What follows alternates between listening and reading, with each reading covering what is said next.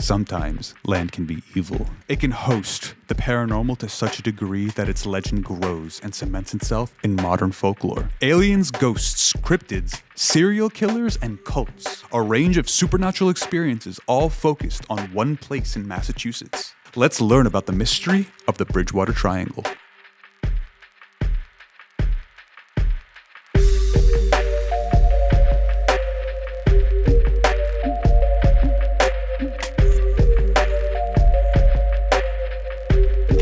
Hello, everybody. Welcome back to O.H.N. HQ! It's Our Haunted Nostalgia, your monthly comedy podcast about conspiracies.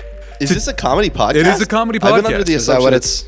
Yeah, we're listed under comedy, believe it or not, because there is no paranormal section on Spotify. Do you pick that? I picked that, yeah. Oh, wow. I was being sarcastic. We are definitely not providing a critical I haven't been making jokes this entire time. Well, it's not even that. It's like, what are we supplying? What are we giving to the world? What are we bringing to the conspiracy Welcome community? back, everybody. We're actively retarding the discourse. Good vocab.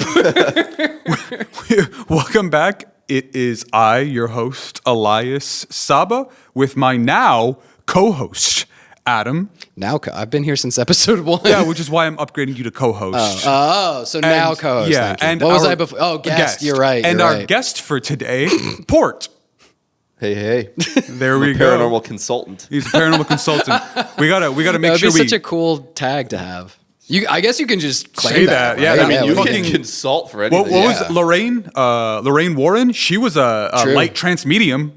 Is that what she was? That wasn't real. Light trance medium. Yeah, that's what it was. But today we are going to be looking into a geographic location, which we have already done before, but this time it's quite a bit bigger than Constitution Drive. You motherfucker. Because this piece of shit. What? You just look at what it was? Yeah. Because Port over here, I know, has flown to South America at one point or another and has flown directly through the Bermuda Triangle. So I have to ask him, have you ever heard of the Bridgewater Triangle? Dude, this is literally, we have the Bermuda Triangle at home. Is that what it Okay, I haven't. Bro, I literally tried to look at the case file, so people listening, they don't know this, but Elias is quite the showman, both in the audio but also in the physical space. So he produces case files, as he calls them. These are the running scripts that we were able to look at. Which you can find in the description of every single episode. Oh, you post them? Mm-hmm. In Spotify or Apple Podcasts and on YouTube. So like, comment, and subscribe. Absolutely. Which you can find it on all of those platforms. Leave a 5-star review and you can find it. They're done with the 5 stars. That's not a thing anymore. Leave an upvote. Thumbs up. Leave an upvote, an updoot, please. We need that. Yeah, thanks, Reddit. But anyway, Yeah. So this was not facing me. I'm sitting, we're in an isosceles triangle to give you a visualization. Elias is the head of that. He's the arrow. He's the tip of the arrow. The spear. I am the Abington of the Bridgewater Triangle. Yes. Oh, is that It's one of the same. I don't know what You're skipping ahead a little bit. I gotta at this point. But essentially, this thing was completely flipped upside down from me facing Adam. So it was a decent distance away, and I just saw starting with a B and triangle. I was like, holy shit, we're doing the Bermuda Triangle today. Nope, we're doing its distant cousin.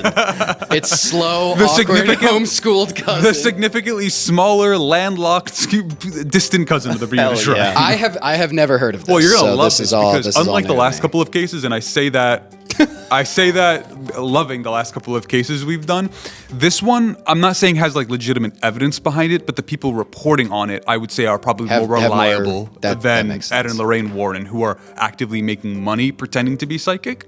Let me paint a picture for you guys. Hold on. If you're going to open with this paragraph that I just read, please don't open with the line, "Sometimes land can be evil," because that is awful. Hold on. I just remembered I have to read the opening for the opening. Fuck. So I'm gonna skip that line. Too late. The cat's out of the bag. You definitely know he's going to ignore you and go with it. The evil land. that follows. Don't go up near that Bridgewater Triangle, you hear? No good comes from there. Make sure you don't bury anything in that pet cemetery over there. They just call it the pet cemetery. So let me set a scene for you guys right now, okay? It's November 1978. A thicket of woods just 30 miles south of Boston, Massachusetts. Freetown officer Sergeant Alan Alves combed through the woods in search of 15-year-old Mary Lou Arruda, a local high school student who was reported missing 2 months prior. The forest fought against his search. as he pushed through the overgrown brush, slowly making progress. Just earlier that day, I think a dirt biker was going through the forest and noticed something strange and decided to call it in. Sergeant Allen happened to be the one first on the scene, following up on that lead. After some effort, he neared the location indicated by the dirt biker and came across the exact sight he feared, the badly decomposed body of Mary, tied to a tree, head hanging forward, against the ropes binding around her neck, her hands bound behind her. He took a moment to grieve at the sight and the loss, thinking about his daughter, who was around the same age at the time. It wasn't the first time death had reaped an unfortunate soul in these cursed woods. By the end of his nearly 30-year-long career, Officer Alves and many of his uniformed coworkers had seen their fair share of the absurd, chilling, and paranormal, with reports of satanic activity starting in the 70s and going all the way into the 90s. Stories of hooded figures, painted and drawn pentagrams, and the like. And the unfortunate deaths of souls like Mary. Officer Alves at one point even found a bunker deep in the woods that was filled with nothing but creepy dolls that he assumed belonged to a couple that they had caught at one point, who were prosecuted for molesting the children that they had been adopting. Jesus. So it's not a stretch to say that the actual area within the Bridgewater Triangle, as we'll get into, isn't just haunted by the absurd, like we know, but very physical and real. Just bad shit happens just there. bad That's shit insane. happens. Yeah, And this place has been known to actually have like cult activity within the woods. And it's come all the way to the Lehigh Valley. Has it? Remember when you found that doll on Constitution Drive? I forgot Oh, the yeah. Bridgewater Triangle has been spreading. Yeah. One of its points is now Frank Allentown. listens to the early episodes, and you should too. That's why I'm encouraging you to subscribe and listen to the backlog. But where is this forest? Or rather, where is this infamous swath of land? Outlined by the cities of Abington in the north, Freetown in the southeast, and Rehoboth in the southwest.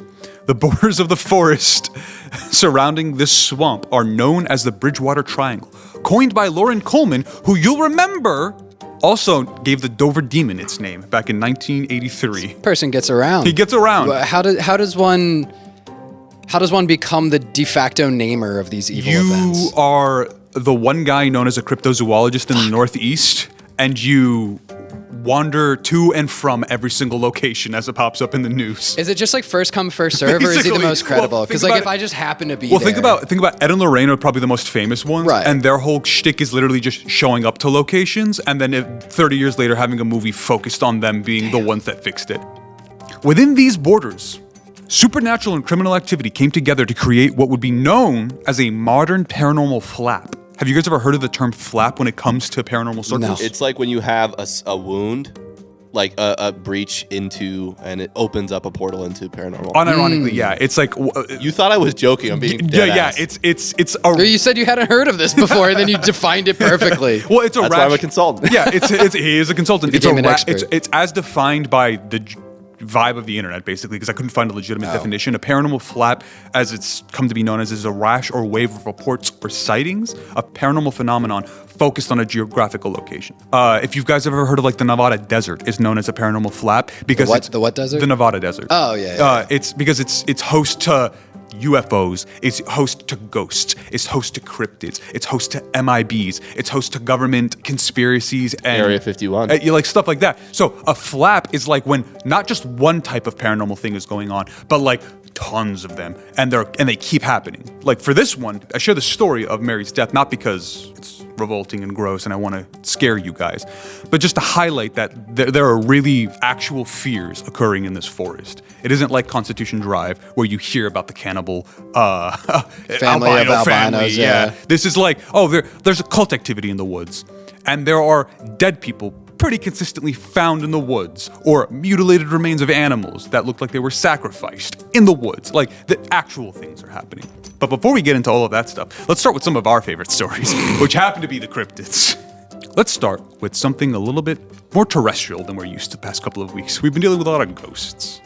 Being 200 square miles and home to actual animals and people, because the triangle hosts 6 cities inside of it, so there's a sizable population within. There are obvious sightings of less supernatural creatures, vehicles stopped beside the road, calls of teenagers trespassing through private property, and the occasional wandering deer through somebody's vegetable garden. Things that are strange and out of the ordinary, but normal. I didn't realize just how big that triangle was. 'Cause it was like, how big is it compared to the Bermuda Triangle? I could just Google how big the Bermuda Yeah, Triangle is, but that's I'm like from curious about an entire ocean. Oh, it's just a huge. Well, it's in the Caribbean. Yeah. I figured. I just didn't know how big it actually is. So let's put this into perspective. The Bridgewater Triangle is 200 square miles. The Bermuda Triangle is 1.5 million square miles. So a little bigger. Yeah, a little bit bigger. We'll never stop looking for you, Amelia. Just ate her remains. But no, Amelia Earhart was most likely found and eaten by coconut crabs. They deserve it every once in a while. The crabs? They got Nice this was their little big treat. one? You want to know a fun fact about a coconut crab? Yeah. If you ever boil and cook a coconut crab, obviously they eat lots of coconuts. What do coconuts have in abundance? Milk. Yeah, that was way too vague a question. I was going to They say have lots fur. of fat. They have lots of I fat, didn't know right? that. It's a very fatty thing. I didn't know that. That was way too broad a question. What do they have? You could have been like milk, water, Hairs. Fruit, skin. They have a lot of fat. Okay. So because coconut crabs are feasting on these things, that's their primary thing in So their they're very diet. fatty. They have to store all this excess coconut oil, and they don't necessarily have something. So they've genetically evolved to have a small sac that actually stores the coconut oil. So when they eat it, it just actually like filters Squeezes through out their system and the goes. And when you oil. eat a coconut crab, you can eat that bit of it, of course. And it essentially is the most coconut. It's like pre-marinated while it's still alive coconut It's crab. it's like if a shrimp squeezed a lemon on itself and Exactly. dived into the That's the cocktail most sauce. perfect self-cooked. Amazing. Before I dive into the stories, I just want to point out, I mentioned to Adam that there are a couple of cities within the confines of the Bridgewater Triangle. I'm desperately going to try not to call this thing the Bermuda Triangle the entire episode.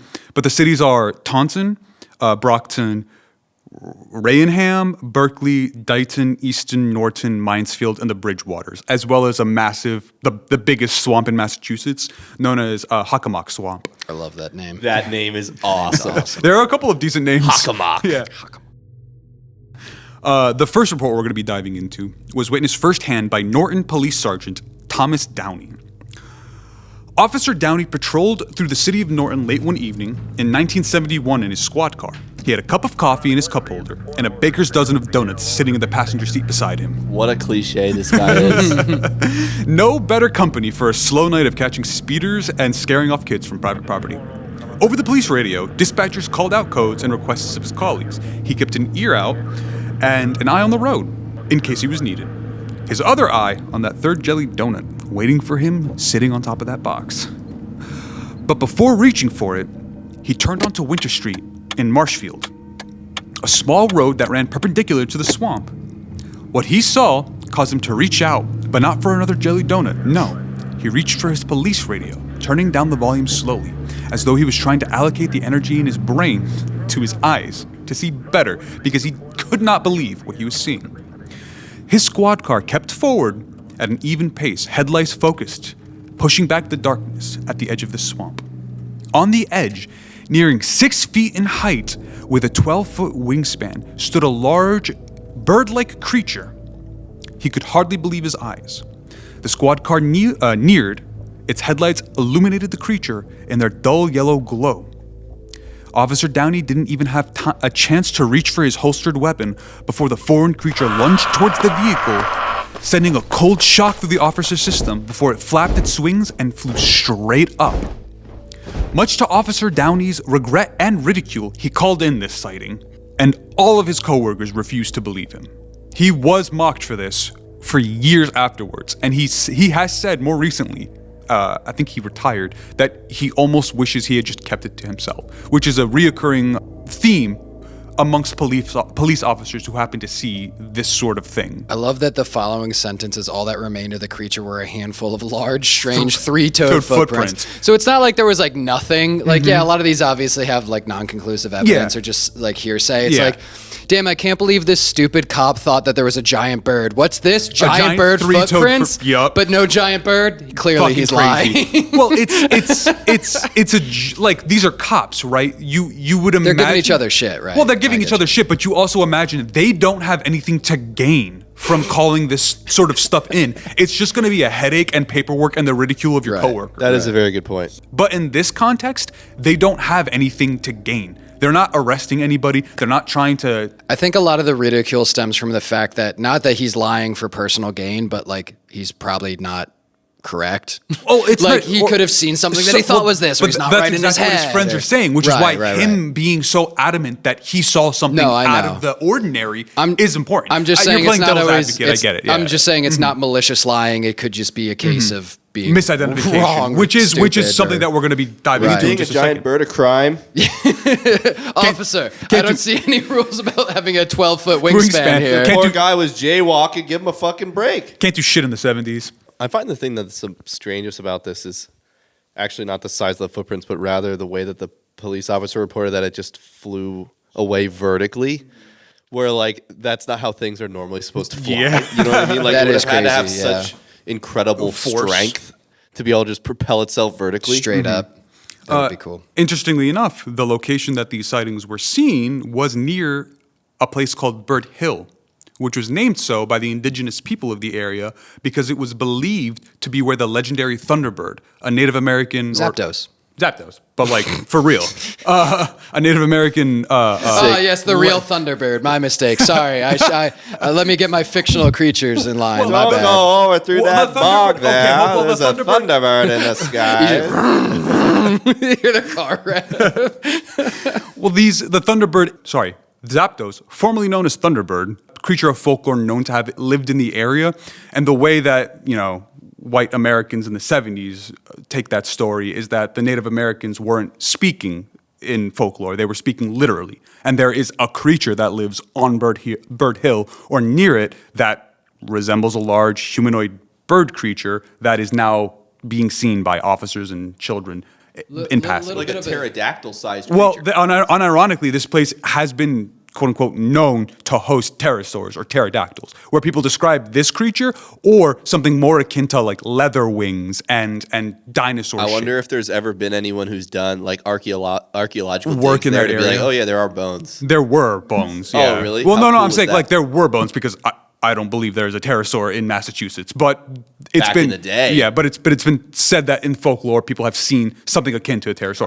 I always thought the pterodactyl was one of the coolest. Well, think about it. How Jurassic period. big they are, and the fact that they still decided flight was their main method of transportation. That's a vibe right there. We just need more oxygen in our fucking atmosphere so we all get big again. They got oxygen diffed real hard. Yeah. Triceratopses, baby. Wait, what is it? You burn twice as bright, half as long. The dinosaurs were here for a very long time, but they got big as fuck and then died so we could thrive and take over the world. Because those damn meteors. I'm afraid of asteroids, dude. You think about it. You're always in asteroid territory. There's no escaping it's it. kind of like people saying shark-infested waters. Yeah, it's like those welcome. you mean they're home? I wanted to talk. Wait, hold on about the Thunderbird. What is the Thunderbird's deal? I know you're going to get to Bigfoot, which is my favorite topic ever. But so they saw Thunderbird. That's cool. You said Thunderbird. What's Thunderbird's deal? Not to be Seinfeld here, but what's the deal with Thunderbirds? So Thunderbirds in Native American folklore, much like their name implies, did have some semblance of control over the weather. And again, much like their name, they controlled lightning, rain, and thunder. So the thought being when a thunderstorm or a lightning storm cruised over not the Bridgewater Triangle, but the lands the indigenous That was people... caused by the Thunderbirds? It was the Thunderbird flying above, causing a storm to come through. Right. I'm going to just tell you a quick story about Bigfoot because it's equally as entertaining as the Thunderbird story. On April 8th, 1970, 2 officers are sitting in their squad car parked near a swamp. They had a night of waiting ahead of them, but luckily, they had 2 boxes of donuts calling their names. I'm beginning to think if there's some creative embellishments on these stories. I love how accurate. I love how like the story probably has like maybe some like 20% truth. And then Elias is like, the coffee was 87.2 degrees and he burned his tongue on it before he shot. There was a Boston cream and a bear claw in the Boston donut. Before they could reach. I'm glad the facts are. He was pre-diabetic, but he threw caution to the wind as he ate another cinnamon bun. Before they could reach for the Boston cream, bear claw, or cinnamon bun, they felt a lurch. Their car was being lifted from the rear. The officer spun around. Really? Rear is what got you? It was. I think it was a feedback loop where you said lifted from the rear, and me and Port locked eyes. And it wasn't the fact that you said lifted from the rear, but we both looked at each other and went, is the other going to laugh? Because he said lifted from the rear. And the realization that we both immediately went, yeah, it's kind of funny. We're just so stupid. Well, the fact that it was split second, same we have a lot of fun. Sync. Sorry, continue. After being lifted from the rear, which they do in Brazil, it's a very dangerous procedure. From I don't think Bigfoot's doing that though. I wish. Their car was lifted. Both officers spun around and locked eyes with their perpetrator before it could make an escape. The car dropped, sending their donuts scattered. Yeah, gee willikers. The disoriented officers looked around, grabbed their flashlights, and made their ways outside as quickly as possible. They got a quick passing look at a terrifying... Put the microphone down! Put the microphone down! Frank has been pantomiming the entire time. Elias is saying. I've been holding the microphone as if it was him. a flashlight. They caught a passing sight of a terrifying creature running on its hind legs, hairy, running into the woods. They tried to hunt it down, couldn't find anything, made the call, much like Officer Downey, expanded their search, and still found nothing. This is just an example of another semi-reliable source in the fact that they're cops who probably, again, have nothing to gain from calling this in, trying to figure out whatever caused the incident in and of itself.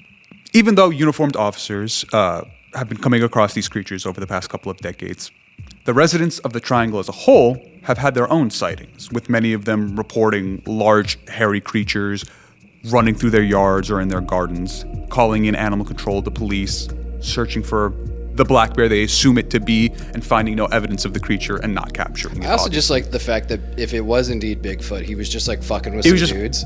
Pulling a prank. He's just like, get lifted, idiots. And he runs into the woods. Well, the best part, he ran into a swamp, so it's like, chase me, cunts. What are you going to do? What are Follow you me. do? I bet that fucking cop car You just can't do shit in here. shit in a swamp. Honestly, somebody runs in a swamp and I got 24 donuts waiting back in the cabin of my car. I'm going back. They can have the swamp. They could set off a freaking bomb in a subway. I'm not going to check that shit out. I'm eating my donuts.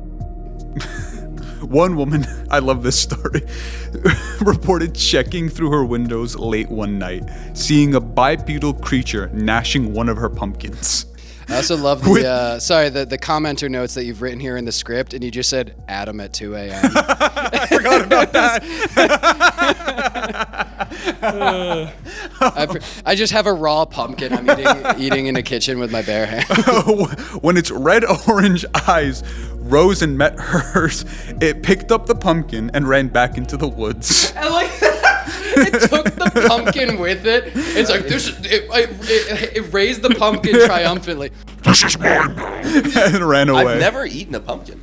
I mean, Like, I ever? feel like, yeah. Like a roasted pumpkin. Like I've had it in things, but I've never roasted a pumpkin and just eaten it. Well, this, again, seeds. Bigfoot didn't roast he was just eating a raw pumpkin. I don't even know what a raw pumpkin would taste like. It's mushy. I imagine. So you've had it. I mean, I've tasted it. I've never eaten it with You a were one of spoon. those. I was gonna say you were one of those kids that you were just like you saw that orange gook during Halloween. You just thought, I gotta know. But Bigfoot and the Thunderbird aren't the only abnormal creatures known to be seen in the woods. Semi-normal creatures have been seen, like pretty large anacondas. I say anaconda, I just wanted to make an alliteration joke there. I said antediluvian anaconda, because I imagine giant snakes in the past used to exist, and maybe still do. And I also like that you doubled down with antediluvian of gargantuan biblical proportions. You really had so to it's just hammer like, home I'm like, the this fact thing's that fucking This big. is pre the flood anaconda. Big. There have also been reports of phantom panthers, which is something that's been reported in England pretty commonly. Sounds like a terrible 80s hair band. We're the Phantom Panthers.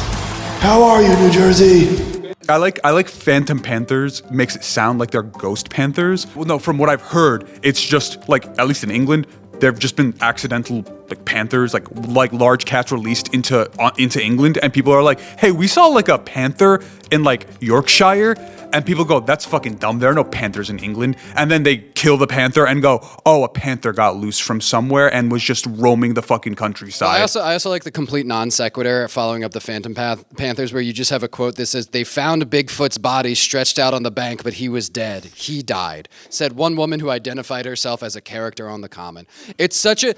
You could have told me this came from Parks and Rec, and I would have believed you. I saw that quote, and it was so fucking crazy that I was like, I gotta add this. Like, what did she think what did she think she was saying? It's up there from when the news covered when there was that one sighting of a leprechaun in the projects. Oh, and everybody in the this. projects was like, yeah, somebody thought it was like a crackhead. Another one's like, no, it's a leprechaun. Just like some random person being like, so Bigfoot's not real. He was real, but he died. And I found his body washed up on a riverbank. Next to a pumpkin. With a half-eaten pumpkin. Covered in seeds. Yeah. His body riddled. Little did we know. Pumpkin juice. No, Pumpkin little did we know it was actually police violence. They found a Boston cream placed on his chest. Just a ton of bullet. He was coming out there with a pumpkin. I think you're misremembering it. There were two small Boston cream donuts laid over both of his eyes. For the ferryman. For the ferryman. To pay the fine. Pay the toll. But it's not just creatures that are seen in this area. There's a Not host. if we kill him. Yeah, very true.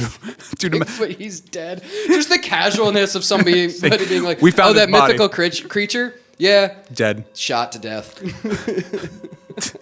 This place is host to a swath of paranormal experiences, or it was.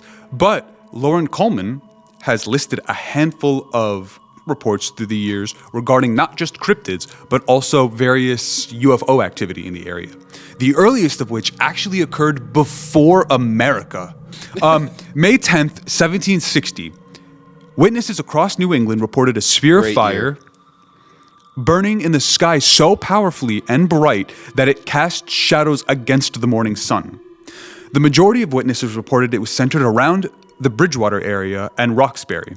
This written report is actually considered to be one of the first recorded UFO sightings in history. What a stupid bastard. No understanding of the space and the Uncultured. cosmos. Terrible. Not like us. Civilized folk. Decent. Not like us. Decent. I would never get Bigfoot. confused. I bet you that guy Fearing doesn't even know how to use TikTok. He's a fucking idiot. Doesn't know how to use the 3 shells. Exactly. Really? A fucking Total Recall reference? That's not Total Demolition Recall. That's Man, but Demolition close. Man, yeah. Oh, wait, what? I thought you were talking about Mario Kart. Oh, 3 shells. Oh. Yeah. See, I thought you'd pick up on Demolition Man before Elias, but that's, yeah. No, I was I think it's because we talked about, because you don't watch movies. Don't give me that look. I saw you about to get snippy with me. I was hung up on Mario Kart. Speaking of DK. shells, yeah, no. Oh, Speaking of decay. I was gonna segue from Donkey Kong being a Sasquatch. Oh, okay, I thought you were making a pun. I'm going to go with DK with DK because what we're going to follow a is little 2 wordplay. Undertakers. The subtitles there. Yeah, as in 1908, which is still a shockingly long time ago, at 3 a.m., while on a drive, 2 undertakers witnessed what they described as an unusually strong lantern, about 2.5 feet in diameter, illuminating something that appeared to be a round balloon. But they watched it for 40 minutes, where they then concluded, I claim that a hot air balloon could not move in a circle or perpendicular as that one did. As he wrote, that the object moved up and down, seemingly at the will of some individual. This incident was seen by others and recorded in the local paper. I mean, why couldn't it be a hot air balloon, to be honest? They were common enough. I don't know how much people know about hot air balloons, but a lot of people don't seem to know that they're entirely guided by the wind. Like, you go up, and then you have no control about where you're going, basically. So for this to have been a hot air balloon, it would need something to be able to let it go up, down, left, right, and make circles in a way that was controlled that wouldn't be capable for a hot air balloon. In 1968, 5 people reported a strange ball floating atop the wooded part in Rehoboth, and after shouting a warning at the sphere, it grew to 5 feet in diameter and started approaching them. I don't even I like know. that it ends there too. Yeah, What happened? it didn't continue. Interesting. I don't know what I would do if that started happening. Like, Yeah, if a glowing light shit, started it's getting closer, I guess. Did you ever see that image of when there was that Chinese spy balloon over the West Coast, and then they showed pictures of people reacting to it? And there's one of the most like humanizing photos I've ever seen, where it's what looks like a guy, like a picture like when I say the word trailer trash, that guy holding like a beer can in like a wife beater, and he's just like throwing shit at it, and it's That's so awesome. American. Do you know what I just remembered? It's so great. You know what It's perfect. You know what that reminds me of? Very specific scene. 2001. Don't think that. Spider-Man. Spider-Man is being attacked by the Green Goblin, and those fucking New Yorkers on the Oh bridge. yeah, a guy that looks like Joey Diaz is like, you have to go pipe. through me. Yeah. He's like, no, he goes, Spider-Man 1 where he goes like, wait, this is New York. You go through one of us, you gotta go through all of us. It's like the most New Yorker accent If possible. that movie was rated R, it would have been like with pleasure, and they just fucking Kills carpet him. bombs all Does those the guys. Invincible scene with the train. Grab Spider-Man. In 1976. Actually, really quick. The Sam Raimi Spider-Man's really had a lot of New Yorkers lining up to defend Spider-Man. Dude. Because As the they should. same shit happened in the second movie with the cranes. Yes, as it should. Well, you got to Hero. think about it, right? He's one of them. The cops hate him. The New I'm Yorkers. not gonna lie, if there was a guy with fucking giant Superpowers? metal tentacles, Oh yeah. he could actively be decapitating Spider-Man. I'd be like, I'm fucking going home. staying out. I'm just like, I don't have any ability in this. If he got the guy that could literally jump and swing across the city like Tarzan, That guy stopped a I train. can't do shit against Right, this if he can fucker. pull that guy's head off like a cork. Yeah, I'm not Like I'm a spider? I'm a Pez dispenser. It's that guy. You know what I mean? I'm all right. I'm going home. In 1976, 2 UFOs were reported near Route 44 in Taunton and were actually even claimed to have landed nearby. In 1979, on March 23rd, a local radio host claimed to have seen a home plate-shaped UFO emit a mysterious green substance at the junction of Route 24 and 106. In 1994, another police officer reported a classic triangle-shaped UFO with red and white lights gliding through the night ominously. And to this day, the local dog park is regularly seen with floating spheres hovering Yeah, above it. fuck that dog park. I wonder. Oh, do you think they bury a dog at a dog In the dog park. to guide all the dogs? They bury a human Guy just to throw to balls. play with the dogs all damn day. That's what he deserves. Let's I dive hate Just that. play with dogs all for day. eternity. Day long. Spend the Oh, entire man. afterlife hanging out with How many puppies. times can I throw this stick around, you know? And doing anything for an eternity would be Well, brutal. yeah. That's why eternity sucks. I don't want to die and have there be anything. Well, it depends. If the world around you changes and you don't change, I think that sounds like a lot of fun. Right, but to do like be fated to do one thing forever. Yeah. is If Or you ju- or- are immortal, that could be really neat. Like alive immortal, or like I died and now I exist. no, alive immortal. immortal, Just on yeah. the planet, things are changing. I feel like you That still would get be bored really after a cool. while. Or you turn into a billionaire and know, you start dude. doing shit just to like feel something. They've discovered this, or like this topic has been somewhat explored in many media and like characters and different things, and it's super interesting because that person always ends up both being like Jesus and Abraham Crazy. Lincoln and Julius Caesar and like every important Yeah, figure in at history. once. Well, then it also is like, well, they're doing a lot of interesting shit. you Like know? Warhammer 40,000 level. Well, I like God Emperor just hanging out. Well, I like the idea in fantasy. People like to just give elves the credit, like the reason why they're the way they are is because they're magic. But it's just because they fucking lived for the 16-year-old looking elf is gonna be a master archer. He's been doing it for 80 years and looks 16. He's gonna be better than any human archer. We're gonna be talking about the geography of the area for a little while now because the geography is a focus to the importance of the triangle.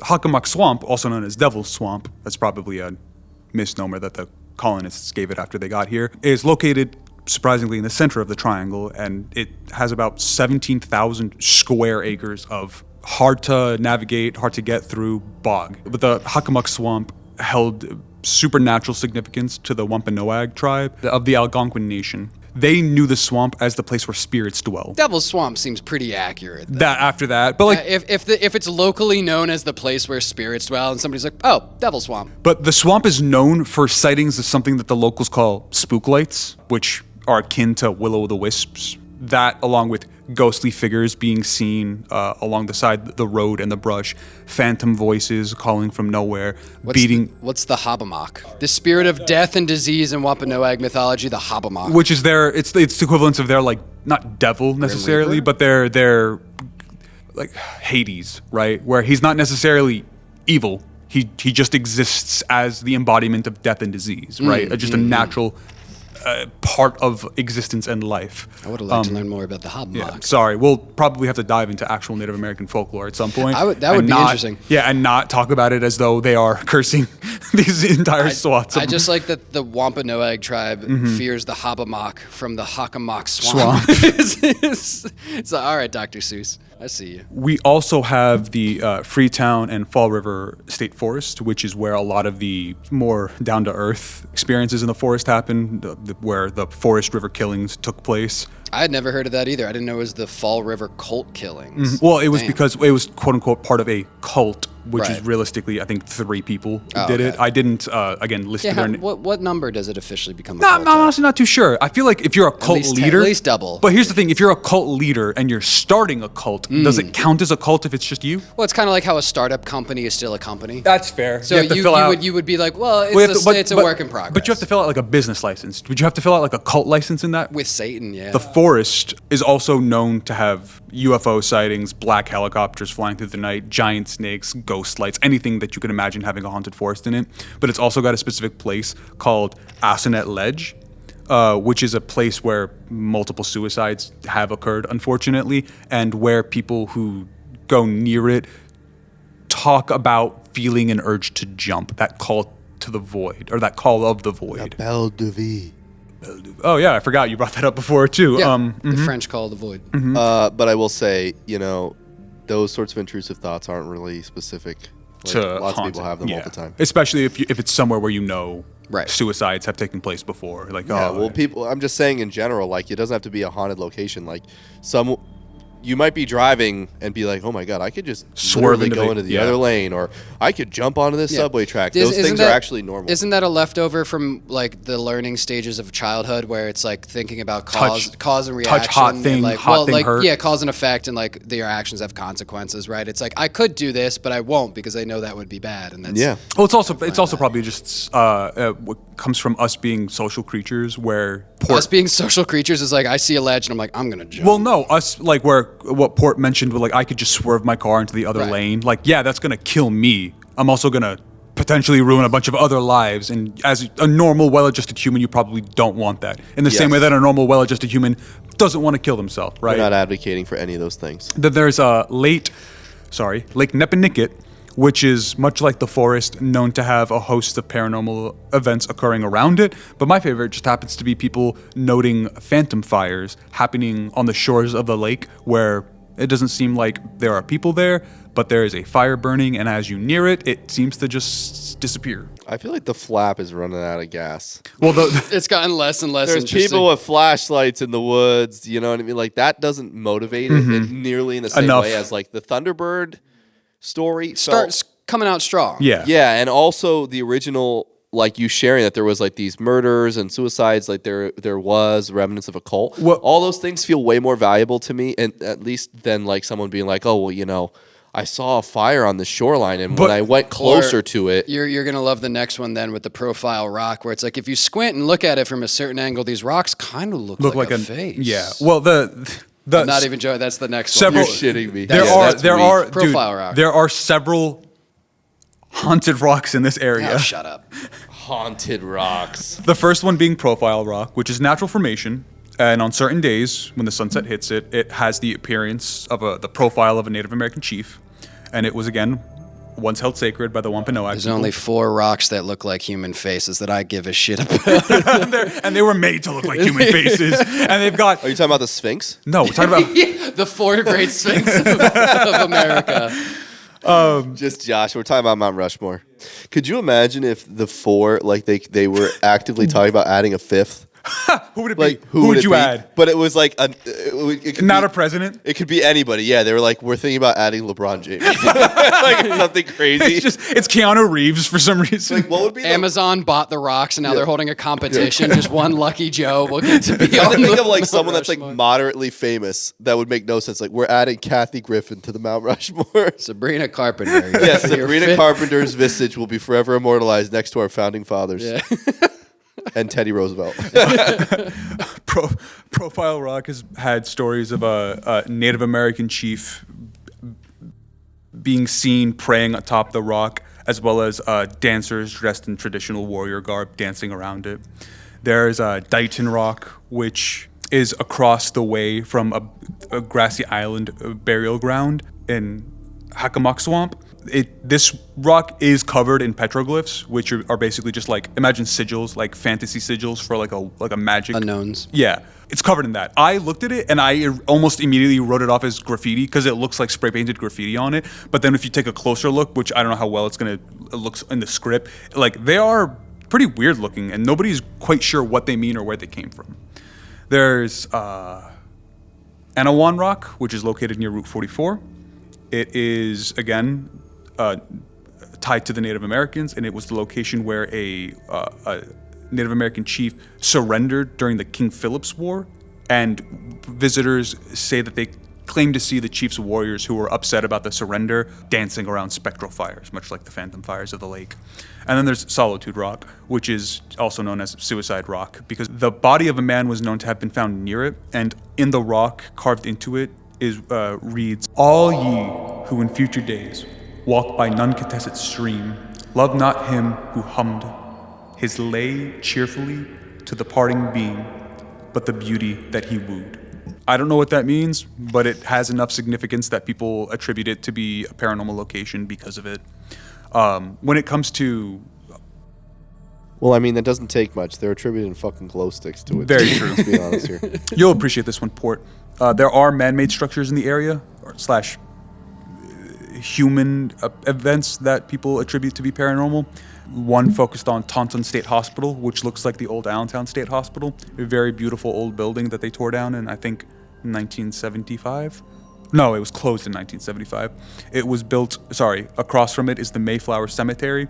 It operated for the better part of 100 years. It opened as a lunatic hospital, asylum, so in the early fucking 1800s. So imagine the conditions that place was in. And it has been known to have had, I think, 1,000 deaths occur within its walls, and most of them are buried in unmarked graves in the cemetery outside. There's the Hornbein School, which is a single-room schoolhouse built in the 1840s again, old Americana, and it's said to be haunted by the ghosts of its former students. And then there's the classic disappearing hitchhiker, which is a red hitchhiker known to be seen by Route 44, who once picked up... hitchhiker? Yeah, red-headed hitchhiker, sorry. You said red. I thought he was like glowing red. Yeah, or no, a something. red-headed hitchhiker who's seen... Communist bastard. a red hitchhiker. Stalin's ghost Yeah, is he haunting. keeps talking about the hammer and sickle every day. But diving more into a couple of the actual things that interested you a little bit more, Port, the wilderness is the best place to commit a crime. There is no CCTV in the woods. It's like RuneScape. It's also wrong. My dad has trail cams in his backyard because these people keep coming in and stealing his fucking bamboo. Dude, they're still stealing the bamboo. Well, this year actually is the first year where they're kind of fucking off finally. I don't understand. Why are they stealing bamboo? Because it sells on the black market for a lot of money. They come from Chinatown on the buses. I'm not even Hold on. like...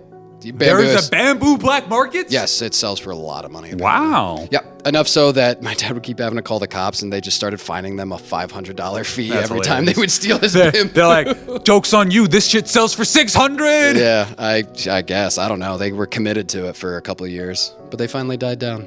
But anyway, there's CCTV in his woods. So Well, unfortunately, there wasn't CCTV in these woods. There's been a handful of notable killings in the area tied to some very creepy situations. The Fall River murders, as I pointed out to you guys earlier, and Adam seemed to have been familiar with, happened in... no, he was familiar. Sorry. I've never heard of this. Port was familiar with. These killings occurred over the course of a couple of months, from October 1979 to February 1980. They took the lives of Doreen Levesky, age 17, Barbara Raposa, age 19, and Karen Marston, age 20. All but Doreen's killers were captured and prosecuted, thankfully.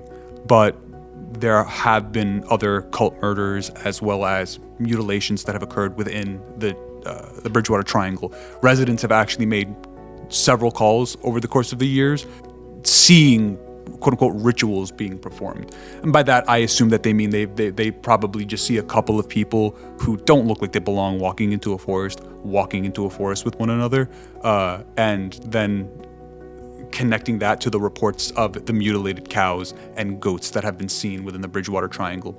Funnily enough, I know I'm not going to dive into it this episode, but there is a massive conspiracy that black helicopters are the things causing mutilations across the country. Like, you know how the joke is UFOs like to abduct cows? Right. It's actually black helicopters.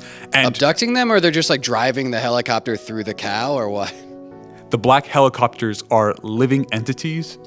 And they are abducting the cows in order to figure out our biology. So just the movie Nope. But Yes, okay. but with black helicopters Got it. instead of those creatures. That's a conspiracy I want to dive into just because it's fucking crazy. Like, I've always heard of silent black helicopters and assumed it was a government thing, and then only to find out that there's an entire swath of the paranormal community that thinks they are living creatures that exist on the wild. earth. I mean, I guess if I was like a shape-changing thing, I feel like a helicopter It's a would be good one to pretty go to, safe. yeah.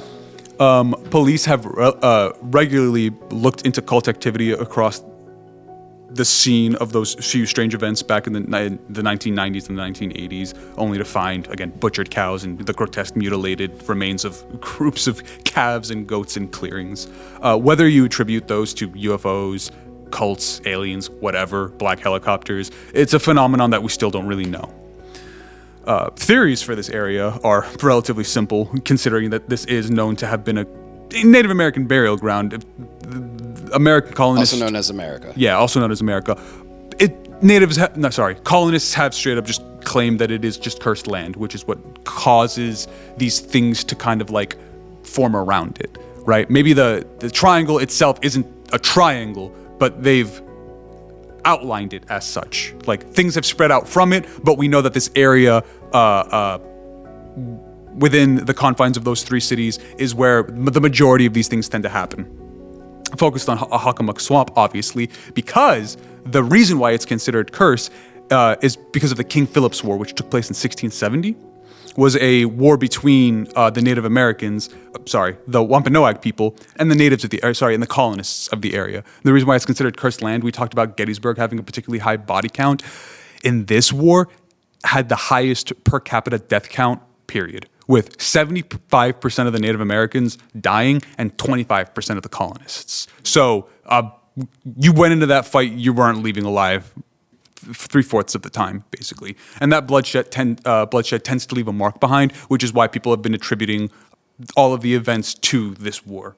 The other thing, and again, much like Gettysburg, we've talked about this, it's this subconscious realization, much like we talked about with Constitution Drive port.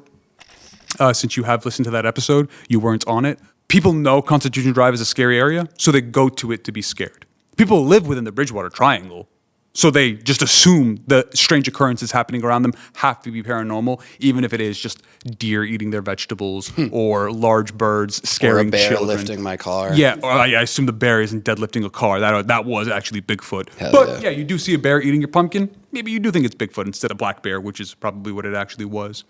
I'm going to read this quote just from an article that I came across. It's because the region has been defined as strange that people are automatically attributing things that could very easily be explained as paranormal, because of their heightened sense of awareness living there. In other words, you hear something crashing through the woods and it could be a deer, but everyone's minds immediately go to Bigfoot because they're living within the confines of the Bridgewater Triangle. I would agree with that quote. That's usually my assumption in a lot of these contexts. Oh, there was something that's like, again, I think that we have an inherent confirmation bias.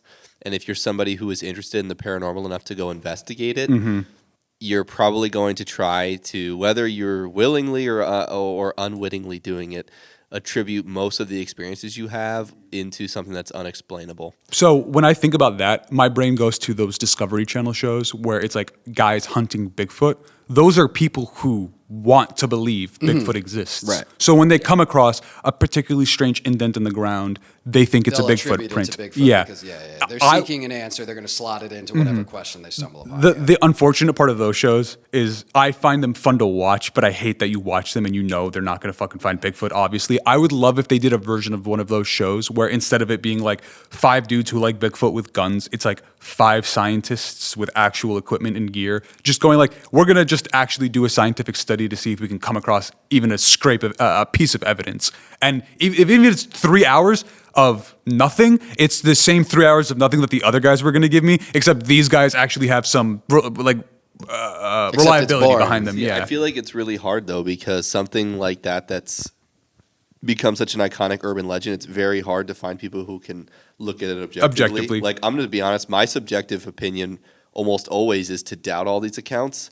So you would go in thinking, of course it's not. Yeah, Bigfoot could make a snow angel in the dirt, and I'd be like, there'd be a lot of things. That could make snow. There could be some 7-foot tall teenager who's playing a prank on me instead of facing that reality. So I don't mean to say it like these folks who are looking for these things are the only ones at fault. I think that the flip side of that coin are people like myself that are more skeptical. We have that confirmation bias too, to just try to immediately erode any quote unquote, and I'm using air quotes here, evidence that people might have or that we would discover. So there's a very interesting point that you made when it comes to just like, you don't want to believe it, even if you are given the proof, right? Like when I hear somebody tell a story about Bigfoot existing, I inherently just kind of write it off as like, this is a person either trying to get attention, trying to just tell a story, trying to make money out of it.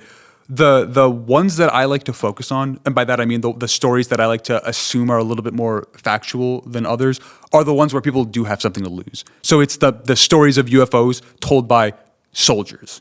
Military guys who are like, yeah, we rode a Jeep out there to see what was going on, saw a bunch of weird shit, reported it to our commanding officers. They told us, don't say shit about it, keep it under wraps. Not just the local hick. Yeah, not like a random guy going, I saw Bigfoot eating a pumpkin in my backyard, chased him, couldn't find shit. Or I found his body. Really? Where's his body?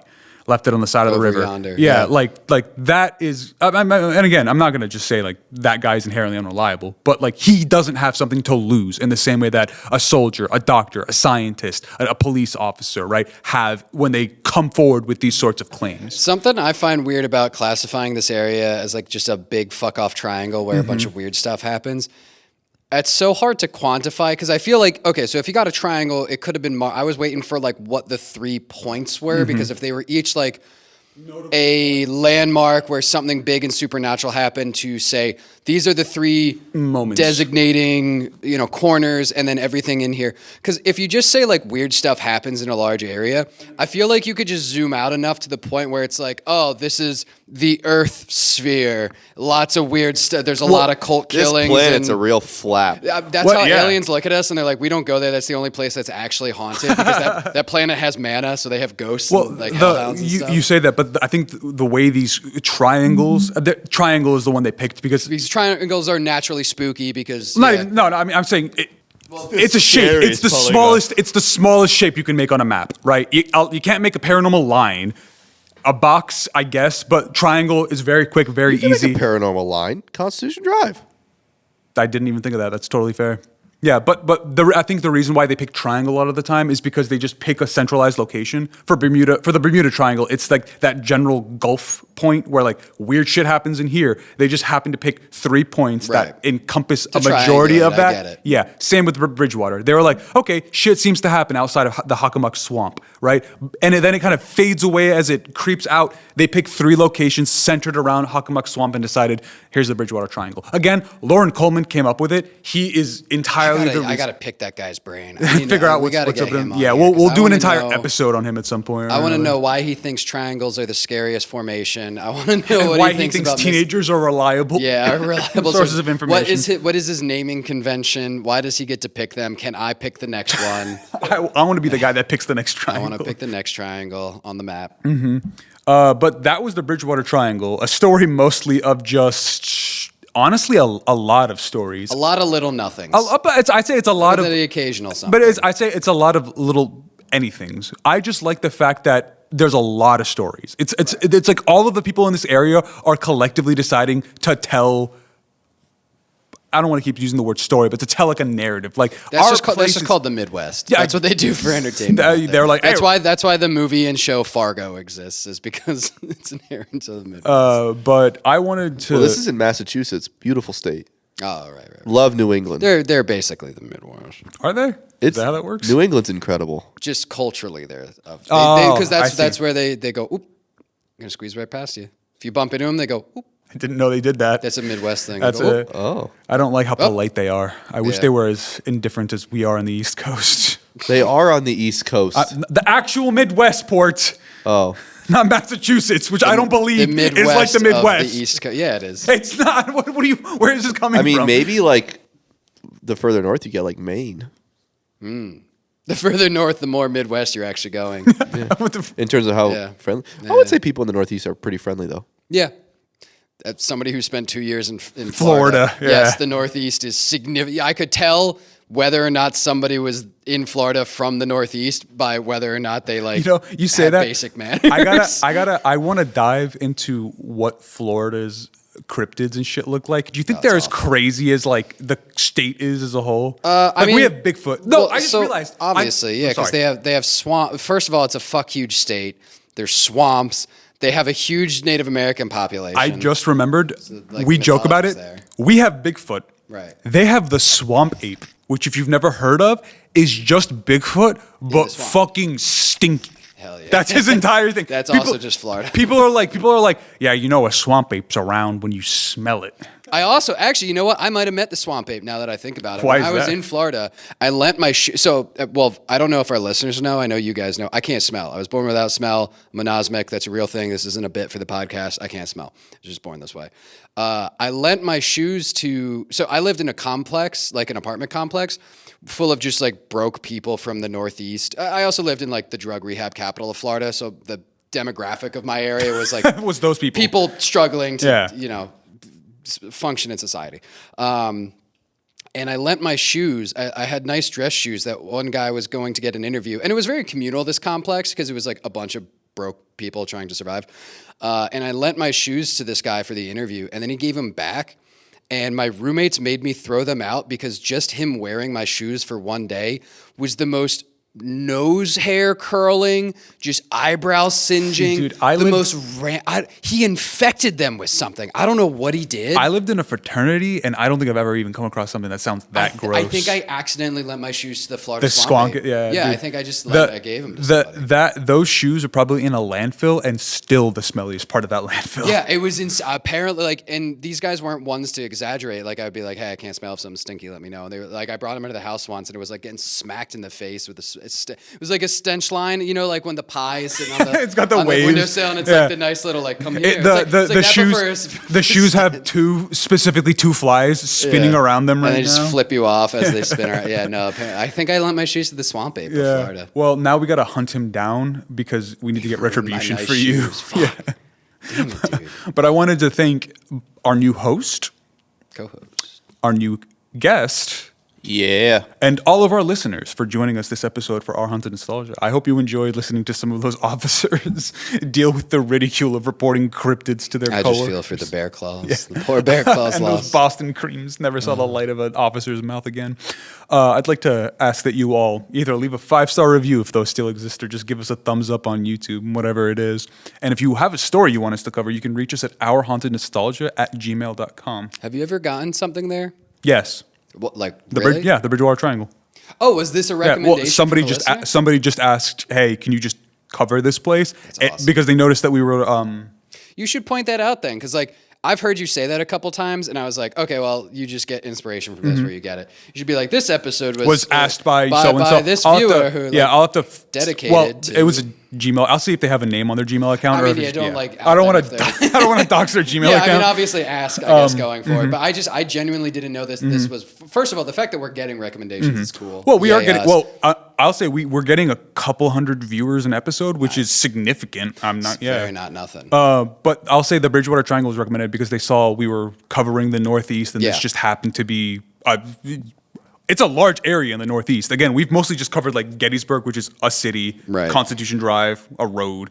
The Bridgewater Triangle is 9 cities, a swamp, and a bunch of This is the biggest yeah one of area the, that we've covered so far. Like, it's had more than a story to go with it. There are other things that occurred in this area. We just only have about 15 minutes to talk about all of this stuff, so we can't cover them all, obviously. But again, if you're interested in learning a little bit more about the Bridgewater Triangle, or diving into some of the stuff that I didn't read word for word, you can see our transcript in the description of the podcast.